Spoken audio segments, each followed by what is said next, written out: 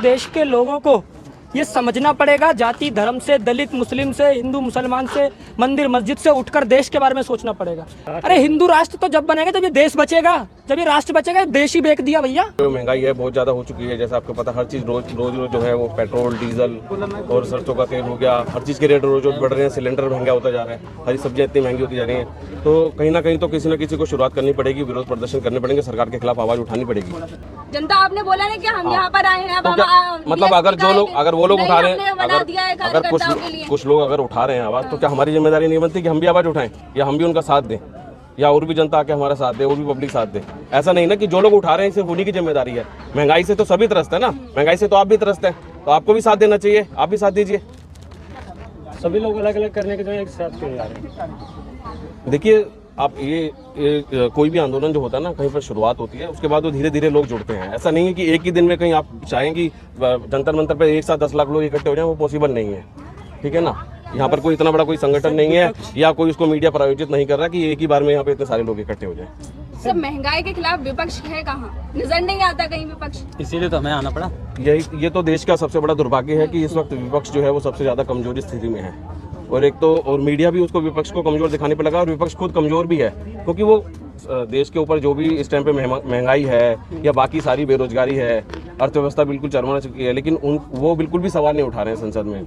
उन लोगों को पता नहीं क्या हो चुका है, वो बिल्कुल ही अलग हो चुके हैं, और वो शायद फ्री हैंड दे दिया उन्होंने सरकार को कि आप जो चाहे वो करते रहो, हमारा जब समय आएगा हम भी सरकार बना लेंगे। शायद वो ये मान के चले कभी ना कभी तो इनकी सरकार जाएगी और अगला नंबर हमारा आ जाएगा। तो वो शांत हो चुके हैं, वो बैठ चुके हैं आराम से। विपक्ष के ऐसे हालातों के तो भविष्य में आप क्या प्रभाव देख रहे हैं इसका? देखिए, भविष्य में अगर विपक्ष का यही हाल रहा ना, तो देश जिस तरीके से चल रहा है, बर्बादी की ओर अग्रसर है, यहाँ हिंदू मुस्लिम हो रहा है, महंगाई चरम सीमा पर है, तो देश इस तरीके से तो होगा तो बुरा हाल होने वाला। हो सकता है कि जिस तरीके से हालात देश के बनाए जा रहे हैं, देश का माहौल बिगाड़ा जा रहा है, तो हो सकता है आगे जाके कि देश के अंदर गृह युद्ध भी हो जाए, ये दो समुदायों को आपस में लड़ा सकते हैं, क्योंकि इनको तो सिर्फ हिंदू मुस्लिम करना और मंदिर मस्जिद करना है और अपनी राजनीति चमकानी है। पूरे देश में इन्होंने लगभग हर डिपार्टमेंट का प्राइवेटाइजेशन कर दिया है, अपने आकाओं को दे दिया, चाहे वो अडानी हो अंबानी हो। आप देख ही रहे हो, अडानी आज से 10 साल पहले क्या था? कुछ भी नहीं था वो। शायद भारत के 100 अमीरों में भी उसकी गिनती नहीं थी। आज वो शायद देश का सबसे अमीर आदमी बन चुका है और विश्व के 5 सबसे अमीर लोगों की लिस्ट में आ चुका है। और यही हाल चलता रहा ना, तो शायद वो हो सकता है अगले 6 महीने में, साल भर के अंदर विश्व का सबसे अमीर आदमी भी बन जाएगा, क्योंकि हर चीज पर नियंत्रण उनका हो गया है। आपको लग रहा होगा कि किसान खेती कर रहा है या तेल की खेती कर रहा है या फ्रूट्स की खेती कर रहा है, लेकिन नियंत्रण इन्हीं का है। वैश्विक महामारी से पूरी दुनिया गुजरी है, तो वो लोग भी तो अपना देश चला रहे हैं ना। आज के समय में भारत में पेट्रोल जो 120 रुपए, कुछ राज्यों में 117 रुपए भी बिक रहा है। हमारे पड़ोसी देशों में चले जाओ, पाकिस्तान में क्या रेट है? पाकिस्तान में मेरे ख्याल से 60-70 रुपए लीटर पेट्रोल है, बांग्लादेश में 80 रुपए लीटर है। हमसे ले रहा है, ठीक है ना, नेपाल हमसे लेकर हमसे ही सस्ता 20 रुपए सस्ता बेच रहा है। और हमारे जो यूपी और बिहार का बॉर्डर पड़ता है, वो लोग तो नेपाल से जाके भरवा के आते हैं, ड्रम लेके जाते हैं, अपनी गाड़ियां लेके जाते हैं, वहाँ से फुल करवा के आ जाते हैं। हमसे लेने के बाद भी वो 20 रुपए लीटर हमसे सस्ता कैसे बेच रहा है? इसका मतलब कहीं ना कहीं तो कुछ ना कुछ काला बाजारी है ना। इन्होंने पेट्रोलियम कंपनियों का नियंत्रण उनके आकाओं को दे दिया है। वो जितना मर्जी रेट बढ़ाते रहो, हमें कोई मतलब नहीं, हमें हमारे कमीशन से मतलब है। वो चल रहा है, सरकार के साथ हो रहा है। जिस तरीके से समस्याएं देश में पनप रही है लगातार, उन सारी समस्याओं को लेकर हम संवेदनशील हैं और उन सारी समस्याओं को हम लगातार उठाते रहेंगे। जैसे कि आप जानते ही हैं कि ज़्यादातर जो मेन स्ट्रीम मीडिया है वो किन मुद्दों को उठाती है? ज़्यादातर धर्म के मुद्दों को उठाती है, ज़्यादातर वो राइट्स जो है ना करवाने वाली बातें करती है। और मीडिया हाउस में बैठ के आप लोगों के चैनल के माध्यम से हम उन मुद्दों को उठा रहे हैं जो वास्तविक हैं, जो एक राजनीतिक तौर पर जो बातें होनी चाहिए। बाकी देशों में भी जहाँ डेवलपमेंट होता है वहाँ भी सरकार मॉनेटरी पॉलिसी बनाती है, हमारे देश में भी सरकार मॉनेटरी पॉलिसी बनाती है। टेलीविजन में जो उठते हैं मुद्दे उनकी आप बात कर रहे हैं, लेकिन सर जनता भी तो उन्हीं में रुचि ले रही है। घंटों घंटों बैठ के डिबेट देख रहे हैं, टीआरपी बढ़ रही है इसीलिए वो और दिखा रहे हैं। वो महंगाई का, बेरोजगारी का, इन मुद्दों को उससे भी चिंता नहीं लग रही है, ना ही सड़कों पर दिखाई दे रही है। आज आप देखिए उतर कर आए, कितने लोग आपके साथ में आए। देखो, हम जैसे हमने यहाँ पे आज ये प्रोग्राम किया, ये प्रोग्राम जिन लोगों के जो भी इस प्रोग्राम को देखेंगे आपके चैनल के माध्यम से, उन लोगों को एक मैसेज तो जाएगा कि यार बाकी में देश के अंदर बाकी मुद्दे और भी हैं। जैसे हम टीवी के सामने बैठ के चाय की चुस्की लेते हुए मीडिया डिबेट देखते हैं और उन पर अपनी जो है ना प्रतिक्रिया देते हैं और उन पर दिलचस्पी दिखाते हैं, तो कहीं ना कहीं ये जो मैसेज आज का है ये उनके दिमाग में कहीं ना कहीं ये क्लिक करेगा कि मुद्दे और भी हैं। हमारे बच्चों के भविष्य का सवाल है। ये जो युवा लोग हैं, ये जाके जो सड़कों पर आज आंदोलन कर रहे हैं, ये हमारे बच्चों के भविष्य के लिए कर रहे हैं। मैं आपको बता दूं, किसी भी देश में सरकार जो है मॉनेटरी पॉलिसी बनाती है और मॉनेटरी पॉलिसी से ही महंगाई की दर को कम या ज़्यादा किया जाता है, ठीक है, इन्फ्लेशन रेट को कंट्रोल किया जाता है, ठीक है। बात बता रहे हैं। और सरकार ने देख लिया है कि हमारे देश के अंदर ज़्यादातर लोग जो हैं वो धार्मिक चीज़ों में दिलचस्पी लेते हैं, इसलिए वो इन मुद्दों को हटकर दूसरे मुद्दों पर अपना ध्यान आकर्षित करना चाहती है और इसीलिए लगातार वो इस तरह की गतिविधियां करती रहती है। वास्तविक तौर पर हमें इस बात से कोई ज़्यादा दिक्कत नहीं है कि बॉर्डर पे क्या हो रहा है, वो जो एजेंसी हैं वो देख ही रही हैं, लेकिन मीडिया हाउस ये एहसास कराना चाहती है कि हमारा ध्यान इन मुद्दों से हटकर और बॉर्डर पे पहुंच जाए। हम अपने बच्चों की शिक्षा, स्वास्थ्य, रोजगार की समस्याओं को भूलकर इन मुद्दों पर ज़्यादा अहम दिलचस्पी है। हम लगातार ये प्रयास करते रहेंगे कि जो आम नागरिक हैं वो कहीं ना कहीं ऐसे मुद्दों से हटकर जो उनके किसी काम के नहीं हैं उन मुद्दों पर ध्यान दें जिन मुद्दों से उनके बच्चों का भविष्य जुड़ा हुआ है। सीधे सीधे सरकार पर यह दबाव डाला जाए। आज यहाँ पर अगर 100 लोग इकट्ठे हुए हैं, कल को 500 लोग इकट्ठे होंगे, 5000 इकट्ठे होंगे, 5 लाख इकट्ठे होंगे। सरकार को लामबंद करने की हम पूरे प्रयास करेंगे। जिस तरीके से आज का जो दौर लगातार बिगड़ते हुए हालात बन रहे हैं वो आने वाले समय में और घातक हो सकते हैं। लेकिन इस मीडिया को कैसे लामबंद करेंगे, इसका कैसे कंट्रोल करेंगे? जो मंदिर का हनुमान चालीसा, मस्जिद, लाउड स्पीकर, इन सारे मुद्दों पर ही जनता को, पूरे देश को गुमराह कर रहा है। देखिए, ज़्यादातर परसेंटेज लोग जो हैं वो चाहते हैं कि अच्छे काम हो और जब उनको जिस तरह का इफेक्ट दिखता है वो उस तरह के अपने प्रभाव में ढलते जाते हैं। नेगेटिव इफेक्ट दिखता है तो उसमें दिलचस्पी।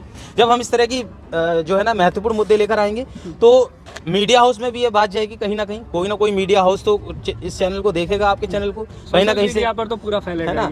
हाँ, कहीं ना कहीं उस चीज़ को देखकर वो ये इस बात को कहीं ना कहीं सोचेंगे जरूर कि यार हम कितना गलत कर रहे हैं अपने देश के साथ। कहाँ पर आज ये जो यूनिवर्सिटी के छात्र हैं, ये जो युवा हैं, ये इतने संवेदनशील हैं, हम इतने अच्छे पोजीशन पे बैठ के भी देश के साथ गद्दारी कर रहे हैं, तो कहीं ना कहीं उनका जो है ना ध्यान इस पर जाएगा। इस देश के लोगों को ये समझना पड़ेगा, जाति धर्म से, दलित मुस्लिम से, हिंदू मुसलमान से, मंदिर मस्जिद से उठकर देश के बारे में सोचना पड़ेगा, क्योंकि आज देश खतरे में है। देश के बारे में सोच के कहाँ देश हित में महंगाई बढ़ाई जा रही है। देश हित में कहाँ महंगाई बढ़ाई जा रही है? और फिर दूसरी बात भाई, अगर महंगाई देश हित में है तो क्यों लोग ये युवा पागल है क्या? यहाँ पर 100-150 युवा इतनी 46 डिग्री टेम्परेचर में घूम रहा है, आवाज उठा रहा है, पागल है क्या हम लोग?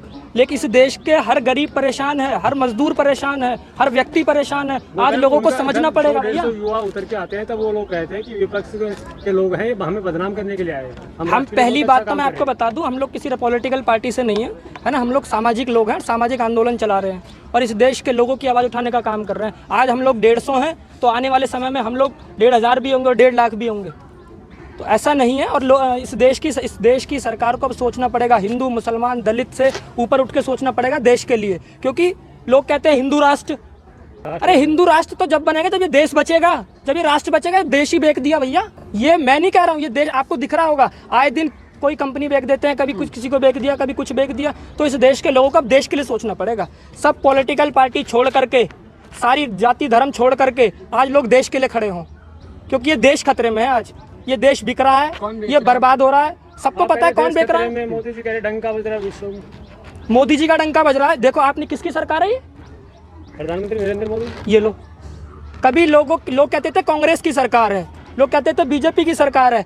आज तो बीजेपी खत्म हो गई, लोग कह रहे हैं मोदी की सरकार है। अगर देश है ना, मोदी की सरकार है तो देश की सरकार है ही कहाँ? जनता को पसंद है। पहले देश का प्रधानमंत्री होता था, आज मोदी है।